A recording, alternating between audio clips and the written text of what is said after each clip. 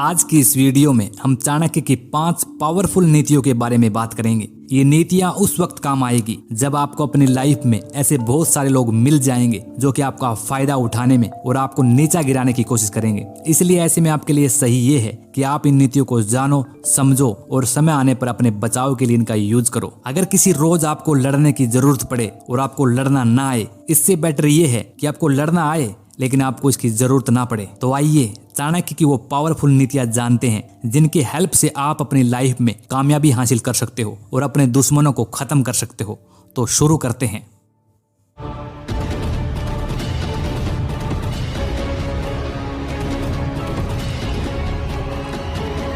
Let's suppose, मान लो कि आप अपने 2 दोस्तों के साथ बैठे हो। आप तीनों लोग बड़े अच्छे से बात कर रहे हो और हंसी मजाक कर रहे हो। फिर एक दोस्त उठकर कोई काम के लिए चला जाता है और उसके जाते ही आपका ये दोस्त उस गए हुए दोस्त की आपके सामने बुराई करने लगता है। आपका ये दोस्त उस दूसरे दोस्त की कुछ ऐसी पर्सनल बातें शेयर कर रहा है जो कि उसे शेयर नहीं करनी चाहिए थी। ऐसे में आपको ये लग रहा होगा कि ये मेरा बेस्ट फ्रेंड है, इसलिए उसकी बुराई मेरे सामने कर रहा है, लेकिन वो मेरी बुराई थोड़ी दूसरों के सामने करेगा।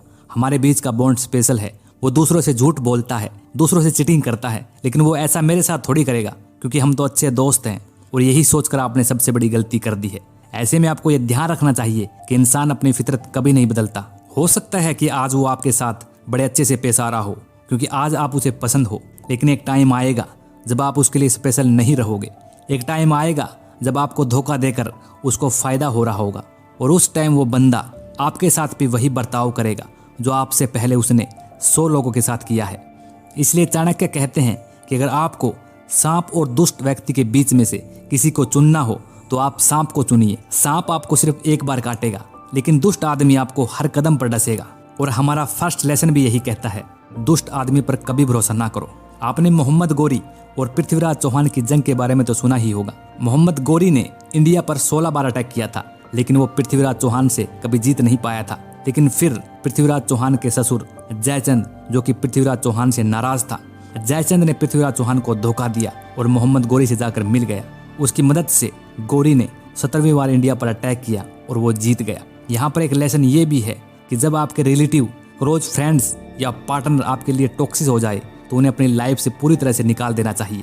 ये लोग आपकी वीकनेस को जानते हैं और वो इसका इस्तेमाल आपको नुकसान पहुंचाने के लिए कर सकते हैं। आप उन्हें कभी सेकंड चांस मत दो क्योंकि वो लोग अब भरोसे के लायक नहीं रहे। जैसे कि हमने देखा कि कभी भी दुष्ट व्यक्ति पर भरोसा नहीं करना चाहिए। ये टाइम और सिचुएशन आने पर फिर से अपने हरकतें रिपीट करेंगे और आपको चोट पहुंचाएंगे। और यही हमारा दूसरा लेसन है, अगर हाथ में जहर फैल जाए तो उसे काट दो। चाणक्य अपनी लाइफ से हर वक्त सीखते रहते थे। उनका काफी टाइम से एक सपना था कि वो एक अखंड भारत का निर्माण करे। इसके लिए वो सबसे पहले मगध के धनानंद के पास गए, लेकिन उन्होंने चाणक्य को अपने दरबार से बेइज्जत करके बाहर निकाल दिया। उस दिन चाणक्य ने कसम खाई कि वो नंद वंश को खत्म करके रहेंगे। धनानंद ने चाणक्य को कमजोर समझकर उन्हें जिंदा छोड़ने की गलती कर दी। चाणक्य ने फिर असल में एक बड़ी सी सेना तैयार की और उन्हें हराकर एक अखंड भारत का निर्माण किया। अगर धनानंद उन्हें जिंदा नहीं छोड़ते तो शायद वो और उनकी 10-12 पीढ़ियां मगध पर राज कर रही होती। इसलिए चाणक्य कहते हैं कि कभी भी अपने दुश्मनों को जिंदा नहीं छोड़ना चाहिए। अब इसका मतलब ये नहीं कि आप उस बंदे की सुपारी देते फिरो। इसका मतलब ये है आप अपनी प्रॉब्लम्स को जड़ से खत्म करो। कभी एक प्रॉब्लम को छोटा समझकर मत छोड़ो, क्योंकि यही छोटी छोटी प्रॉब्लम्स आगे जाकर बड़ी मुसीबतें पैदा करती है। और ये बात आपकी हेल्थ पर भी अप्लाई होती है। अगर आज आपको कोई छोटा सा हेल्थ इशू है, उसे आज ही खत्म करो, उसका बड़ा होने का वेट मत करो। और यही है हमारा थर्ड लेसन, अपने दुश्मन को कभी जिंदा मत छोड़ो। जब आप किसी से नफरत करते हो तो उस वक्त आप उसकी कमियों को देखते हो। इनफैक्ट अगर आप किसी से बहुत ज्यादा नफरत करते हो तो आप उनकी तरफ देखना भी पसंद नहीं करते। इस वजह से आप उनकी कमजोरियों को और उनकी खूबियों को समझ नहीं पाते। आप नहीं जान पाते कि कहां पर अटैक करने पर उन्हें सबसे ज्यादा तकलीफ होगी। इसलिए आप अपने दुश्मनों को अपना फ्रेंड बनाओ और उनकी वीकनेस के बारे में जानो। जब आप अपने दुश्मनों को अपना फ्रेंड बना लोगे तो आप उनकी कमजोरियों के बारे में जान पाओगे। इसी प्रिंसिपल को दिमाग में रखते हुए चाणक्य ने अपने जासूसों की सेना तैयार की थी। वे अपने जासूसों को दुश्मन सेना में भर्ती करवाते और फिर वो दुश्मन सेना की सारी जानकारी उनसे लेते। इस तरह से उन्हें आइडिया मिलता कि कब, कहाँ, किस तरह हमला करना है। इसका मतलब ये है कि आप अपनी प्रॉब्लम्स को अच्छे से समझो। अक्सर हमें जो चीज अच्छी नहीं लगती हम उससे दूर भागते हैं। जिसे मैथ पसंद नहीं वो इससे दूर भागते हैं। जिन्हें लोगों से मिलना पसंद नहीं, वो खुद को रूम में बंद कर लेते हैं। लेकिन इस तरह से आप अपनी प्रॉब्लम से नफरत करके उनसे बच नहीं पाओगे। आप अपनी प्रॉब्लम से प्यार करना सीखो। आप जितनी आसानी से उनको समझोगे, आप उतनी ही आसानी से उनको सोल्व कर पाओगे। और यही सिखाता है हमारा फोर्थ लेसन। अपने दुश्मनों से नफरत मत करो, बल्कि उन्हें अपना दोस्त बनाओ।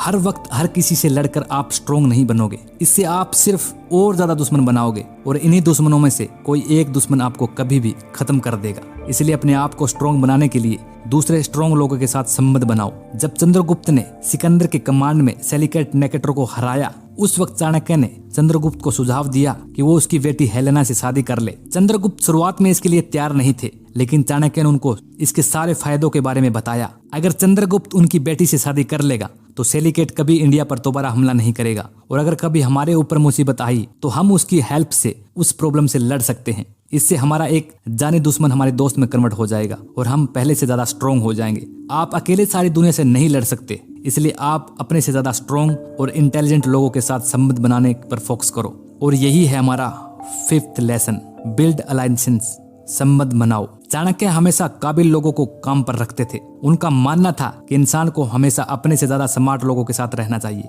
वो आर्मी के सबसे ज्यादा इंटेलिजेंट बंदे को ही आर्मी का लीडर बनाते थे, और लीडर में से जो स्ट्रॉन्ग और इंटेलिजेंट होता था उसे अपना एडवाइजर बनाते थे। इस तरह से उन्होंने काबिल और रिवाइवल लोगों की आर्मी खड़ी की, जिसकी वजह से उन्होंने बड़े बड़े कारनामे करके दिखाए। तो दोस्तों, ये थी वो बातें जो 2400 साल बाद भी हमारे काम आ रही है। आपको इनमें से कौन सा पॉइंट अच्छा लगा, आप मुझे कमेंट करके प्लीज जरूर बताइए। और अगर आप इस वीडियो को अब तक देख रहे हो तो मैं मानता हूं कि आप इस चैनल के साथ हो, तो प्लीज वीडियो को लाइक कीजिए और चैनल को सब्सक्राइब कीजिए। थैंक यू दोस्तों।